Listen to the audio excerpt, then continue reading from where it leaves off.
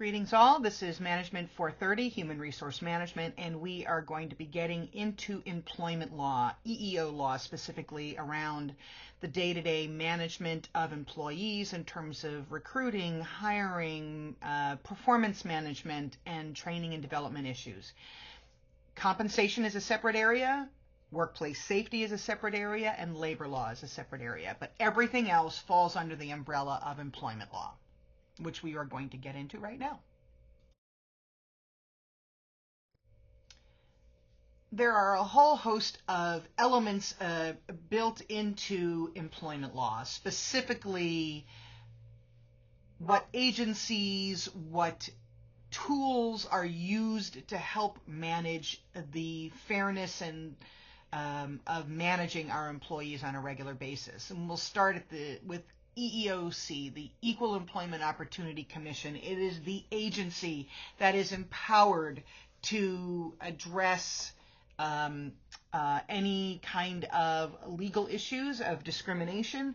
It's the administrative agency that is designated the policy maker. They don't have the enforcement of a penalty or the law behind them where they can sue people, where they can actually fine people. They can sue people, but they have to go through the court system like anybody else.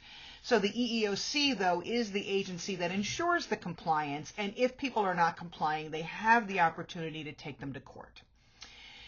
The Office of Federal Contract Compliance Programs monitors equal employment opportunity compliance for federal contractors. Now, I will tell you that many of the executive orders that fall under OFCCP have been rescinded by the current president, Donald Trump.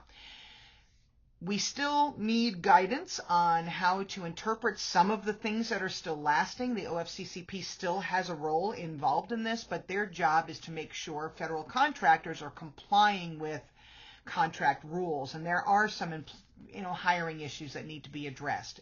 It's just so difficult to stay on top of those changes because despite the fact that an executive order may have been signed into place, the court systems are almost readily going after the legality of some of those executive orders. And so right now the state of employment law is pretty up in the air, and there are some solid things that are maintaining, but there are still a ton of things that are up in the air.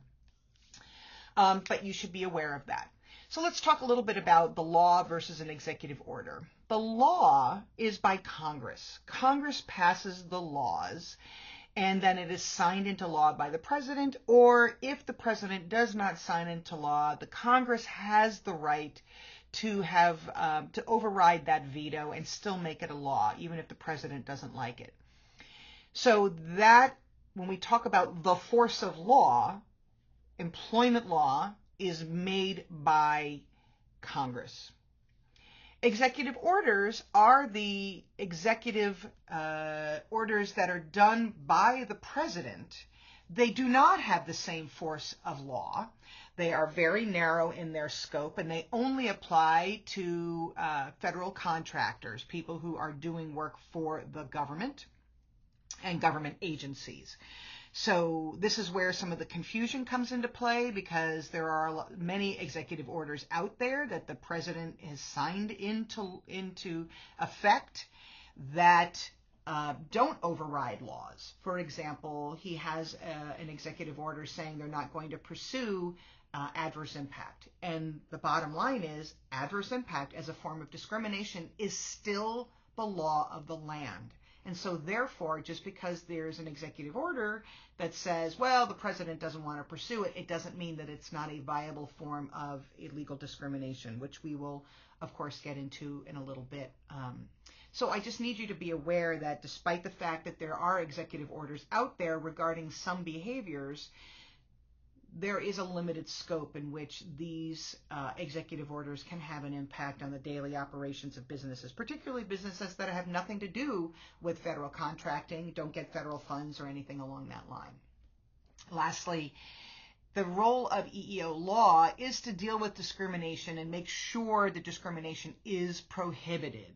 So We will go through the different laws that are involved in making sure that we are not discriminating against anybody based on hiring or promotions or, assignments to jobs, training opportunities, discipline, all of those kinds of things. And we will get into that in some detail for this class.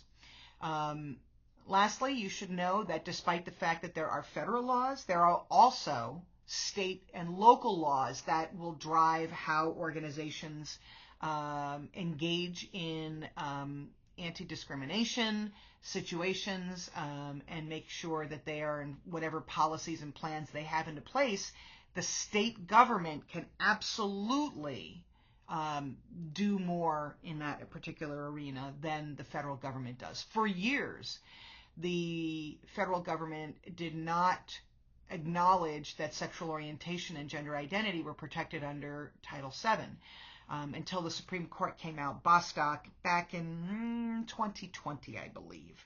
Or maybe it was a little bit later than that. No, it was 2020. It was 2020.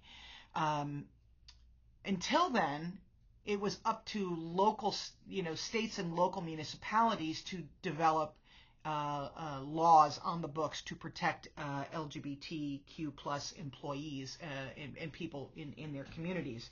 State of Illinois, for example, had it at the state level, so there were protections at the state level. In Missouri, there were no state level protections, but the city of St. Louis and I believe also the city of Kansas City both protected LGBT folks from any kind of employment discrimination based on those categories. So understanding it's not enough to just know the federal laws, but you also need to know your state and local laws. So let's start with one of the earliest employment laws, which is the Equal Pay Act of 1963. Now, I have to put this in a little bit of context for you because understand that this was passed in 1963, and shortly thereafter, the Civil Rights Law was passed, the Civil Rights Act of 1964. And people will look at this law and wonder, geez, why are we only covering equal pay with respect to men and women? Largely, that's because women were not expected to be included in the Civil Rights Act of 1964, and I will get more into that as we talk about the Civil Rights Act in one of the next slides. But the Equal Pay Act was meant to be a way of addressing at least a small concern for the role of women in the workplace. People were still fairly male-dominated. We didn't care as much about the rights of women and the role of women, and that really wasn't until the 70s where we started to see women's rights take off. So the Equal Pay Act was kind of like a small bone that they threw out for women to say, well, as long as you're doing the same work, you should get the same pay. Now, I will tell you, even to this day, there are still women that get paid significantly less than men for the same job. And there's all sorts of pretext for, oh, well, they have more experience, they have more of this, they have more of that. And none of that is actually true, because if you actually dive in and do the research and you look at the characteristics and the qualifications of men versus women, you'll sometimes find that women will outperform men in many aspects, not all, and still are making less money. So the Equal Pay Act was designed to basically try to create equity and fairness in the way people were paid. And there are some amendments to it, which we will get into later, the Lilly Ledbetter Fairness in Pay Act, which passed under Barack Obama, which we'll get into in another point. But this Equal Pay Act is really a way to help us divine the differences in the jobs and the differences in performance and making sure we have really clear expectations about it. Now, here's the challenge with this law. There are many companies that have policies that say you cannot talk about your pay. And so if someone is not getting paid fairly, it's very difficult to get the information that supports that information. So it is important that people talk about their pay, compare their pay. We have the legal right to do that, and making sure that everybody gets paid the same. I grew up at a time when women were told that they were not the breadwinners of their family, so therefore they could not make as much money as a man. Men had to, support families, but women were making, quote unquote, they called it pin money, which is basically extra pocket money. And that's not always the case. And in fact, it's even less so the case now than it even was then, that many women are the primary breadwinners in their family and maybe the only breadwinners in their family for a whole host of different reasons. So it is really important that we make sure people are paid fairly and equitably based on the differences in jobs, not differences in their biology, which is man versus woman. So the Title VII of the Civil Rights Act gets at the stuff that happened in 1964, which followed the Equal Pay Act of 1963. And remember what I said: women were not supposed to be included in this legislation, or really sex and sex-based discrimination was not supposed to be included in this legislation. But here's what happened, and this is an issue called that was around a representative from, I believe it was from Virginia, and I'm going to post an article about this just so you're aware. And he has been called the accidental feminist because what he did was try to use people's perceptions of women and the fairness and discrimination against women and saying, well, if we're going to do this, we should include women, because really what he wanted to do was derail the legislation. He did not want people who were discriminated based on race or color or things like that to have this legal protection, because he came from the South where Jim Crow was still the law of the land. And so he wanted to derail it, or at least to slow it down, so that it would take longer for this legislation to pass. But what he didn't realize was, as soon as he said, well, we should include women then, figuring that people would be up in arms and say, no, no, no, we're not going to include women, everybody turned around and went, what a great idea, let's do it. So he's been called the accidental feminist because what he was doing sort of backfired on himself, and he didn't intend to come across as a feminist, but at the end of the day, he did a tremendous service to women to make sure that they were protected under the law. And so Title VII now, as of 1964, after this gentleman had his say in things, the law passed, and it protects based on sex, race, color, national origin, and religion. So basically it means if you are making a decision, an employment decision, you cannot say, well, this person's a Christian and this person's not a Christian, so I am going to reward this person, either way, with a raise or a promotion, or I'm going to hire this person because of this, but not the other person, even though they might be equally qualified or the other person might be more qualified. Same thing for someone male versus female, same thing for LGBT versus straight, same thing for black versus white, Latino versus white, et cetera, et cetera. National origin, where we come from, accents, and discrimination based on someone's accent. And color, right? And, darker skin versus lighter skin, and those sorts of issues. So when we call those are the protected classes. Those protected classes mean whether you're in the majority or the minority, you are still protected from any decision that is made based on that protected class status. So, for example, if we say to a white man, I'm not going to hire you because you're a white man, that is a form of illegal discrimination under the Civil Rights Act. If we say, I'm not going to hire you because you're a gay black female, that is also a form of discrimination based on the Civil Rights Act. The Civil Rights Act protects everybody from any kind of discrimination based on decisions made using that criteria. Now, the most important thing to take away from this is these are non-job related criteria by and large. There are some rare and narrow circumstances where we might make a decision under that sense, but overall, the employment law argues if you are being told I won't hire you because of your sex, because of your race, because of your color, or national origin or religion, that is a form of discrimination, no matter what color your skin, what religion you are, what sex you are, what race you are, etc., etc. So, contrary to more popular and common rhetoric, everybody is protected under those laws. And there are many, many cases where, for example, a white male was supported by the EEOC because he was being sexually harassed by his female boss. And the EEOC took up his case and brought it to court, and they won.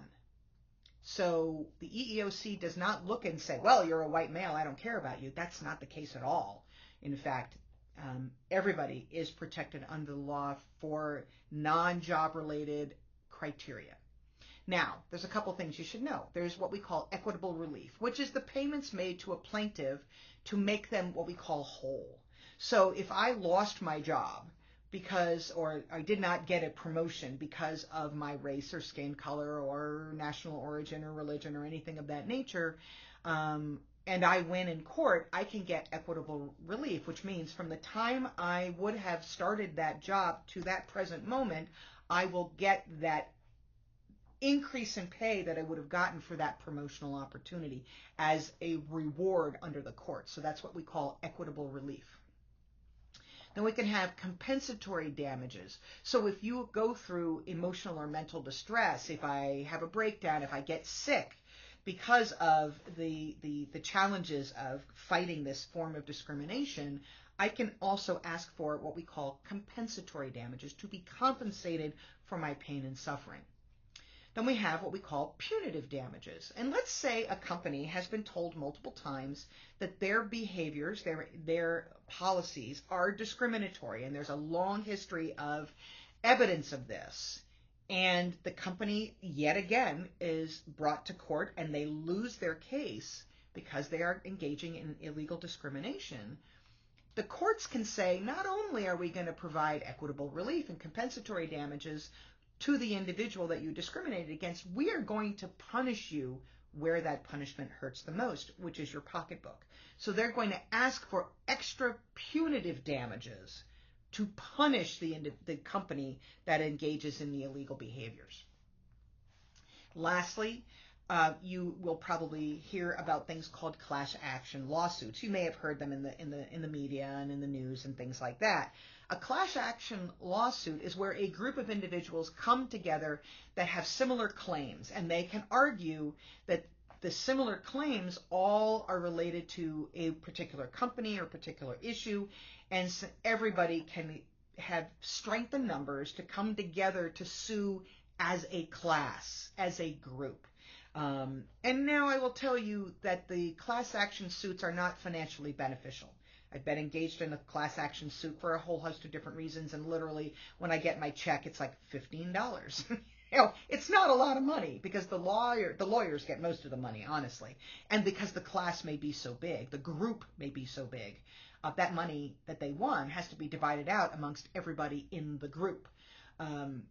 But there is power in having the voices of everybody together, and even if I don't win money from that case, I am changing company policies. I am changing the way a law is interpreted, and I'm challenging the behaviors of a company that is going to be held to task. So even if I don't get a lot of money, the company still has to pay that money out, and that can be a large sum of money. So class action lawsuits are an important tool, but don't expect to get rich off of a class action suit.